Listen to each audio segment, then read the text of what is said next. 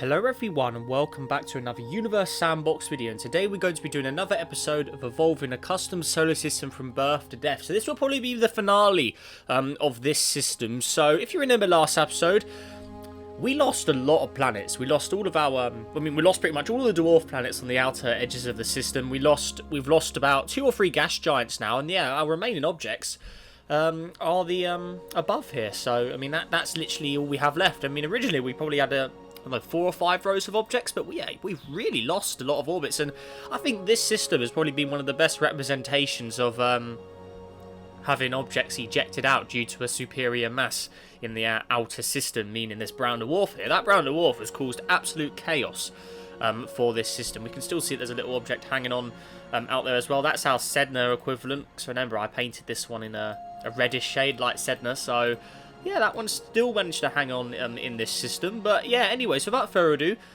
we're going to start evolving this system. And also, while we're just getting started as well, guys, apologies for the lag and the slow rendering of the last episode, because the main problem I had with that was my computer, I had to fully reset it. I had a massive hardware problem, and I had to reinstall Windows, and it basically messed up all of my recording settings. So I hadn't realised until after I'd filmed and after I'd released the video that there was an issue with it. But I'm hoping today, I believe I fixed it. So please give me any feedback in the comments if there's still a bit of choppy areas. I mean, some of it can be the game, but I know a lot of the last episode was all due to the actual recording software, not the game. So yeah, please keep that in mind. It was actually the recording software. But yeah, if there's any more issues today, please comment down below, and then try and comment the time in the video of where it goes wrong, and I should be able to sort of figure it out. But yeah, I'm hoping. I've done a few demo recordings, and I believe that the error is fixed now. So yeah, let's continue anyway. Enough of that out of the way. So let's start to evolve. I'm going to keep an eye on our brown dwarf for obvious reasons here. So there's our Sedna object out the back there. So that's still got the pretty crazy orbit. Its orbit's continually changing as well. I'm a little conscious that this pink object is going to have a change with the brown dwarf as well. So this object here, let's pause. This guy, it's looking dangerously close to the brown dwarf. I mean, that is some serious close range right there. I mean, it just takes the right time to get too close, and the brown dwarf will probably move it around a bit. So yeah, not looking good for that object there, actually. So pretty crazy stuff there. Moving back onto the inner solar system though, so we can see the inner orbits are still having a little wobble around. You can see one of them, Bonk here. This one's kind of got an orbit like Mercury, with its kind of withering around like that. So that's pretty crazy. You can see its properties as well, because its orbit's slightly changing. At some points it's hotter than other points. We can go, it goes up to about 600 at its closest to the star. So not looking good. Not looking good at all there. And then the outer system, that's continuing changing. But I think what we need to do is, we've got to evolve our star up, so we're going to go ahead and save just before we change the star. So there we are. Okay, cool. Right, and now this is we're going to start entering the red giant phase today. So we're going to be getting very large. So let's make this star. We're gonna go all in here. We're gonna go really. We're gonna take massive jumps. So we're gonna go all the way up to, I'll say 10 radius of sun. So the luminosity is increasing. It's very high now. So about 10 radius of sun. Obviously the star is a lot meaner, brighter.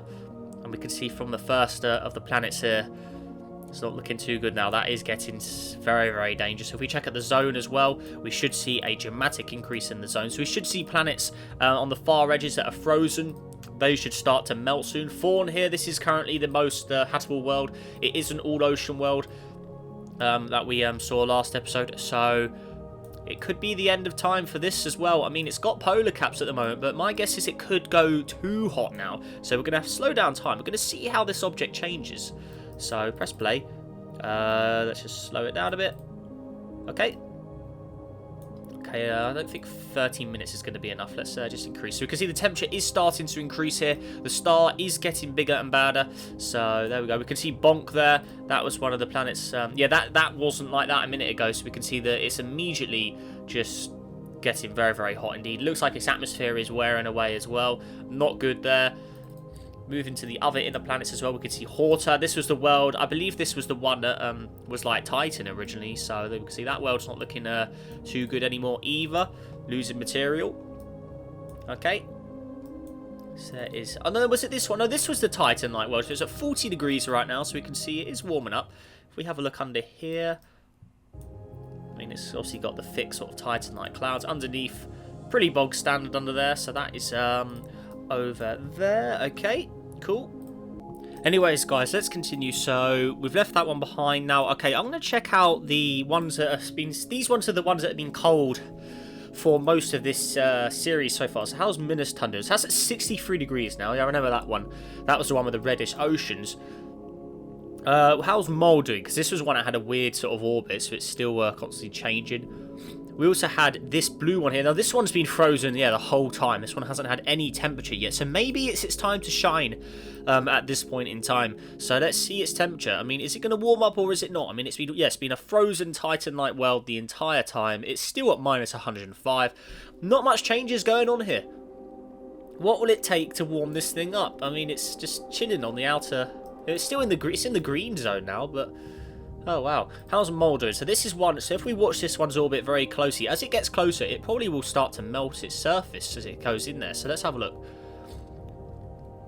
So let's see here. So it's going to increase up. My guess is it's going to... Oh, no, it doesn't. Okay, so it still has a very, very bizarre sort of weather pattern. So it goes all the way down to about... It does go into the minuses, but as it approaches the star, as we can see... So it's getting closer and closer, 40 degrees, 50 degrees, getting seriously hot in there. Goes all the way up to 100 and 200, 300 and dropping. So, yeah, that's a very, very weird pattern. I think the summer's here. If you want to go sunbathing, there's your place to go. So, there's that one. Where's the other one? I want to check fauna. How's that one doing? Oh, yeah, this was the ocean one. So, how are we doing here? So, oh, wow, okay. 200 degrees ocean right there. That's seriously hot. So there's a spot for a vacation holiday, so there we go. I mean, how the water's still in there, that kind of baffles me. And the ice shouldn't be there anymore. I mean, we're just going to go ahead and manually melt that because that should not be there. Hey, no, I don't care, game. No, go away. Composition, where are we? Surface. Hey, where my surface go? No, I want to press that one. Right, there we go, surface. And we're going to melt because that ocean or that ice should not be there anymore. Oh, why does it keep going back to Alpha A? Keep clicking that arrow. There we go. That's how it, in theory, should look at the moment. No more of that ice, because that ice, there's no way it'd still be there. So here it is. So that's an all-ocean world, but we can probably work out... This ocean's not going to be around too much longer, because that star is going to get a lot more dangerous as we progress to the next evolution stage. So, not looking good at all there. We can see it, one of the objects is continually losing mass. I think that's Bonk here. You can see there's definitely a lot of mass falling out of it. Because I saw, yeah, if you look carefully, there is a trail of material there falling off something. So that's pretty good. Oh no, maybe Salby actually. That's losing stuff. So there it is there. Oh dear. So that one's, yeah, that's not looking good for that either. You can see the tiny locked area. I think that was tiny locked. It's just, yeah, that's completely melted now. Okay. Let's actually let the simulation actually play for a bit and just see how this works out. Okay. Come on, let's go a little quicker actually. So there we are.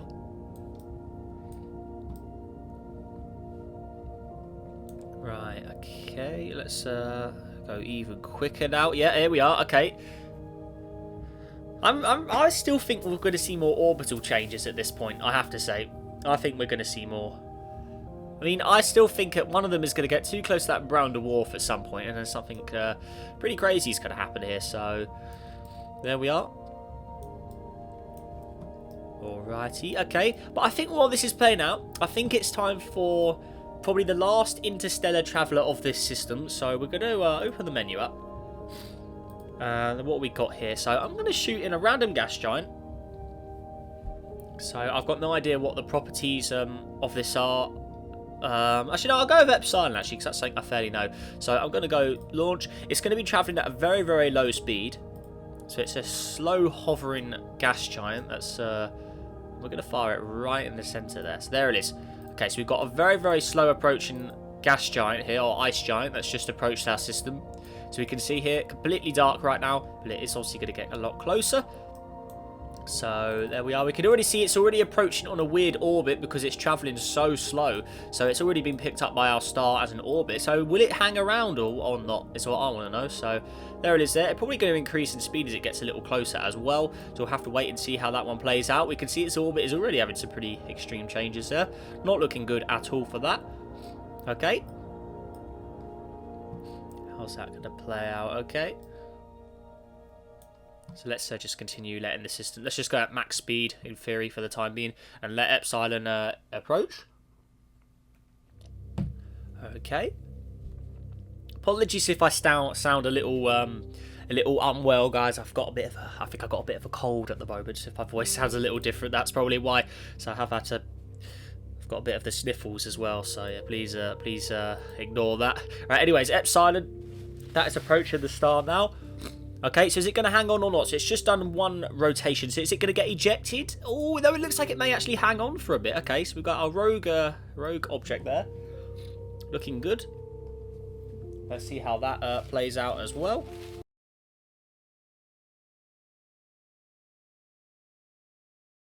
Okay.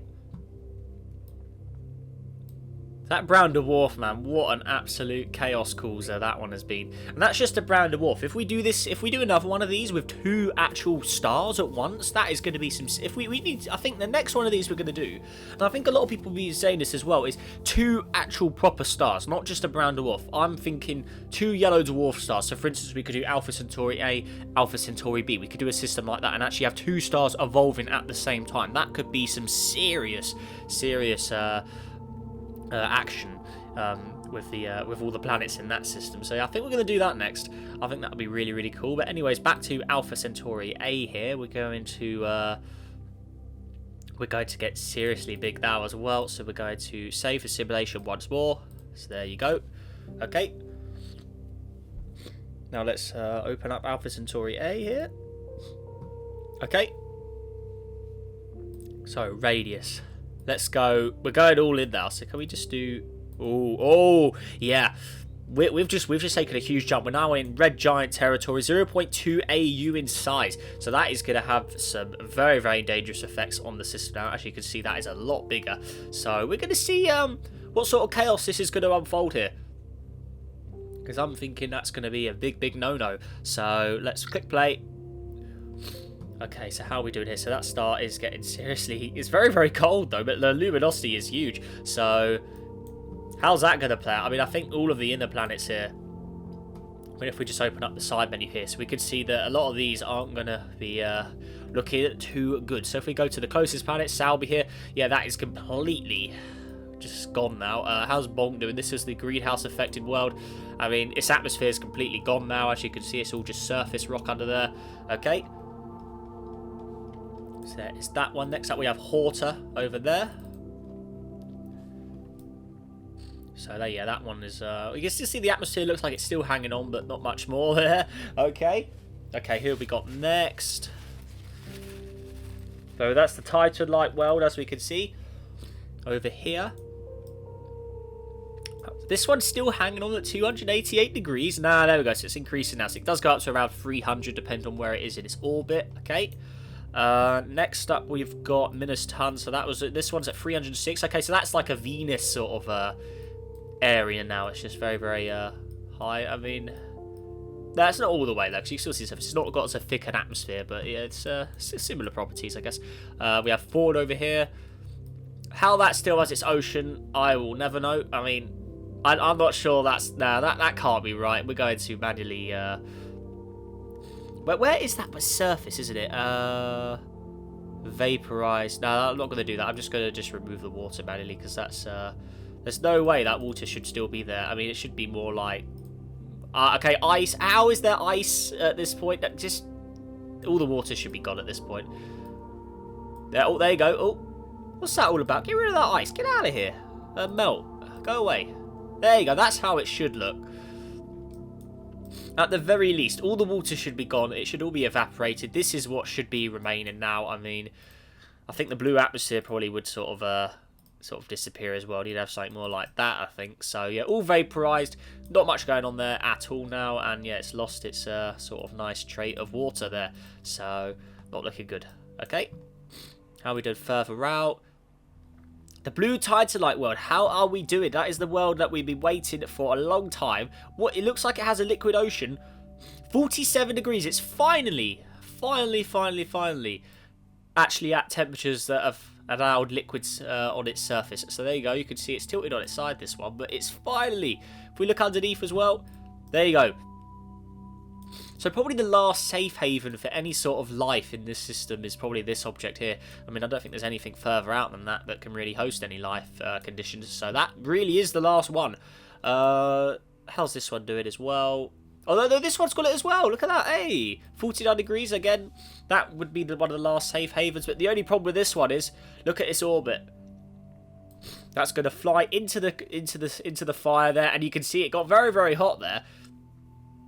So definitely not the place you want to be, because that is just going to get incinerated eventually. Look, you can see it gets closer, it warms up. Yeah, that's definitely not where you want to be.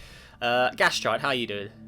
The only real gas giant left in the system, really. I mean, we got this one, and then you got the brown dwarf, and that's literally it. And then also you got Epsilon, which is our rogue planet. But yeah, only one gas giant remains. The dominant gas giant, that hasn't really been moved at all. I mean, it's still in its original sort of area there. Okay. How's this pink one doing? Okay, that was frozen. Okay, maybe that could melt as well. Okay, interesting. Cool. And I think with our star, just for a little bit of extra fun, we're just going to slightly go a bit more red. I think that could be... oh, that looks menacing. So, obviously a little overkill on the colour. But yeah, just for visual properties, we're going to make it look a little more red. So, there it is. Okay. Where's Epsilon? Is it going to come back? I mean, it's still chilling out there. Let's let the simulation play out. Is it going to go... Oh, we just had an ejection. What's that? Bonk has gone. Completely gone. Whoa. So look at the inner solar system. We've got some serious problems going on here. Now, that may be just because the star's getting bigger. I'm not exactly sure, but we have seen an ejection there. Not looking good. There's absolute chaos. What is going on here? Oh my god, look at the system now. It's just this poor system has been absolutely shredded to pieces. Probably by that brown dwarf's obviously been a massive problem in this for this system as well. But that is some serious trouble that has happened in this system. I mean, oh there you go, Mole's just been ejected completely as well. Oh my god. We're going to run out of planets before the star actually becomes a planetary nebula or explodes here. I mean, we're really losing objects. I mean, that's not looking good. If we go to trails... this one's gone as well. We've also lost that one. We've lost Mole. Let's get rid of that. And then poor old Bonk. I mean, that one's gone as well. A world that was once a life-like world, completely gone. This is all that's left of the inner solar system now. I mean, it's absolute chaos. I mean, look, if we look here, that's all we've got left. So, my God, this is some really insane action going on in this system. I think, like I said last episode, I think this system has got to be one of the most fun ones we've done. I mean, it's been absolute chaos. And that brown dwarf has been an absolute game changer. Okay, there's the Epsilon. Okay, it's flown by again. I don't know if it's going to hang on this time. It may be gone. We've also lost this Salby. That was the closest planet to the star. That's completely gone. We've also lost the pink one there. That's gone as well. Oh my god, we have really lost object. I mean, look, that's all we got left. Oh my god, that is crazy. Okay. So what we're going to do now is we're going to save the simulation. And there we are. Okay, cool. Okay, everyone. So I think, right, we're going to continue evolving now. So let's go just all in. I mean, oh, we've lost Akam as well. That's another world completely gone. Oh my gosh, this is insane. We have just lost so many objects in this system. I mean, this has probably got to be a record-breaking amount of objects that we've had ejected in doing one of these systems. I mean, this is unreal. I mean, that brown dwarf, I mean, it can't just be the brown dwarf. I think the star getting larger may be cause to it as well. But also, our dominant gas giant must be playing a part in there as well. Although we've not really seen it, I do think that has been playing a part with its larger mass. Any object that gets too close to it, in theory, could be tossed towards the brown dwarf. So maybe they're working as a group. Maybe they're working as a team to reject stuff. But, I mean... yeah, that's pretty insane stuff there. Epsilon, I'm not sure if that rogue object's going to hang on. Anyways, back onto the inner system here. So, what exactly have we got left here? So, we've got this one here. This is now the closest planet to the star. 300 degrees. Ministan, that was the red one. Horta as well. That was the... ooh. I can't remember. Was that the Titanite world or was that Tis Twister? No, that was the Titan world. Is this one? So, the Horta's actually been This has actually been pushed further away from the star. Okay, we've got Fawn over here, minus 255 degrees here, so that was the ocean world. And then we got the blue one over here, that's at 40 degrees as well. Okay. But anyways, let's continue with the star's evolution. So, I mean, it's getting larger. I mean, maximum size is going to be around 1 AU probably. So, how much larger can it go? Let's go to luminosity here. Oh, don't know why it got a lot smaller there, but let's, yeah, that's what we're talking about. We want, yeah, exactly. Oh, man. Okay. I don't know how large this thing can actually go, but we're just going to continue. Okay, that's just making the luminosity bigger. So, there you are. So, we'll go something like that. I mean, it is a red giant at the end of the day, so let's do that. Can we make it larger? I mean, I'm going to save it just in case anything goes wrong, because, I mean, when you mess with stars in this game, they do tend to go pretty crazy. Please excuse me. I think I do have a cold, unfortunately. Okay, so, radius. Okay, so let's, see if we get this any bigger. Oh, that's... Oh, God, sorry, everyone. Very, very sorry. Let's make it larger and larger so we can see Tistua, this object here. Did that just go? That one's got a dangerously large orbit there as well. I don't know why the luminosity is not. Oh, and that's why I save right there, because stars are so buggy that whenever you do anything to them, they can just pop like that. So as you can see, it's very, very frustrating. There you are. Okay, so I guess we're just going to roll with this. Just pretend it's a little more red. But yeah, there you are. So it's 0.7 AU. So I mean, it is a fairly large size. I'm going to go to that red sort of slight red tint to it. But there you are. I mean, I think this is probably going to be the star at its final stage. Not the largest one we've ever done, but I mean, I don't want to make it too big because I think it will just pop. So, bit annoying, but there we go. So, red giant in its sort of final form, really. I mean, yeah, not looking good. Let's keep an eye further out. You see, obviously, the zone is huge. I mean, obviously, it's not the most luminous thing in the world, but I mean, if I keep messing with the stats, it's just going to do it. So, I mean, the game's kind of limiting us there. But I think this is still a pretty decent representation of it. So, you can see all the inner planets. They're just glowing hot. I mean, if we turn off all the labels and orbits, I mean, you can just see them. You can see all of the glowing. I mean, all of them are glowing. Even the, there's the, oh no, Casa Brown, obviously. What's that one over there? That was the Sedna-like world. Even our dominant gas giant, that's receiving 700 degrees of temperature. So, I mean, it is seriously hot, and that's hot and spicy in here. I mean, if we look at the line of the worlds, the only one it isn't glowing hot is Takas, which is the Sedna world, and then Epsilon, which is the rogue planet, which is pretty far out anyway. So, let's see how this plays out. So, let's just let time speed up. Okay. So, let's continue. Oh, there was just something else just changed. What was that? I think we just lost something else as well. What, did we lose something? I'm not sure. I think we did. Labels. Oh, yeah, we have. We've lost this one. Okay. Not good at all. But, I mean, we're running as fast as we can. I mean, I don't think we can go any quicker than that. I mean, that is pretty crazy. Where's Epsilon? Epsilon's over there as well. I'm not sure if that one's really going to come back here. But... yeah, I think the star is pretty much at destruction point now, so pretty crazy indeed. So I think what we need to do is we need to save it. There we go, Alpha A. I'm just going to call it B to D Alpha Centauri A, because we also need to initiate a explosion. So let's do that. And we still need a white dwarf in the middle. So what I'm going to do is I'm going to place a whole new star. So, where are we? So, the only way to really do this correctly is place a new one in there as well. And then blow up the new one.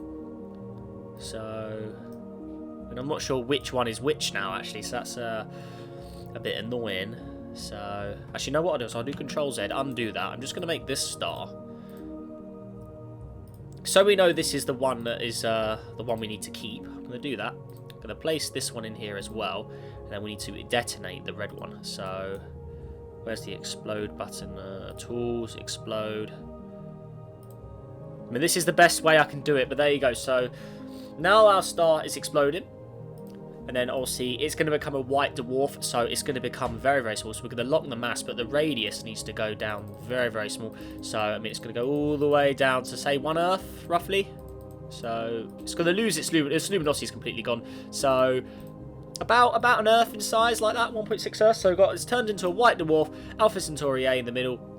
all the other planets there. So this is in theory the best representation the game will allow us to do a supernova and to keep the white dwarf afterwards. So we're going to slow down time, obviously very, very slow here, because this is the finale. So I think something like that works. Oh, there you go. Okay, so you got a little white dwarf in the middle, all the way there, and then obviously big explosion here. So let's let time play out. So obviously the inner planets, I don't know if they're going to be able to survive this. I mean, I don't think they've got enough mass to take this on. So not looking good there. We can see they're all going to dissolve. I mean, the only planet that will probably survive is dominant gas giant over here. I mean, probably the rogue planets as well, or the ones further out. But let's see here. So there you go.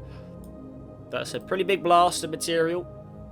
So is Midas Tongue going to survive? No, it's gone. It's at it. It's completely gone. Horta gone. Fawn, how you doing? Oh, it's got 20 masses. This one has got more mass. Maybe it can survive. It is losing material, though. We'll have to wait and see. Has it got enough mass to actually survive? It is losing bad. It's got a very high temperature. Oh, it's completely gone. Oh, my God. All those Earth mass is gone. Okay. So the next planet out is the dominant gas giant. Is it hanging on? It's got mass to lose. It's got more mass to lose. It is still losing material, though. How's our brown dwarf doing? I mean, I don't know if this will really get affected. It's being warmed up by the star nova, but I don't think it'll lose any mass. Anyways, dominant gas giant, how you doing? I mean, I think it will survive. Yeah, it's lost a lot of mass, though. 0.3 Jupiters now, so it's lost about 0.7 Jupiters. Pretty interesting. Okay. And there you go. So, that's, we still have the little Sender planet. Hey, our Sender equivalent still hanging on in there. Nice. Cool. Okay, so if we just let it all play out now. I mean, that's in theory all that's left, and that will just keep going forever until the star will become a black dwarf, and then that's about it, really. I mean, not much can really play out past this point. So, yeah, pretty crazy stuff. I mean, we can delete the Nova because that's had it now. Epsilon, a rogue planet that's managed to hold on. I don't know if it will be able to hold on much without the star's mass there anymore, because obviously the star would have lost a bit of mass from that as well, even though we haven't really simulated it. But yeah, this would probably drift off back into space, so we're just going to get rid of it. So there we go. Oh, Takas, that's completely gone. Probably finally ejected by the brown dwarf. So there it is. And then this is all that remains. The final 3 objects. So we have the remains of the star, white dwarf, Alpha A. So there we go. There we got our dominant gas giant. Obviously, nothing can really affect this now. And then we got our brown dwarf on the outer edges of the system. Again, nothing is going to affect that ever again. I mean, there's only 2 objects left. So these will keep going till the end of time, till their orbits either decay or another object passes by like a black hole and something along the lines of that. So there we are, guys. That does it for Evolving a Solar System from Birth to Death. I think this was version 5. So yeah, really hope you've enjoyed it. Of course, any feedback, please let me know down below in the comments. And yeah, if that all said and done, I really hope you've enjoyed this, guys. Again, apologies for my cold or if I sound a little different. Yeah, because my nose is all bunged up and all sniffy. So yeah, apologies for that. But yeah, with that all said and done, guys, make sure you have a great day. Stay safe out there. Subscribe for more. Let's see if we can go for 50 likes on today's video as well, guys. And yeah, I'll see you in the next video. Goodbye.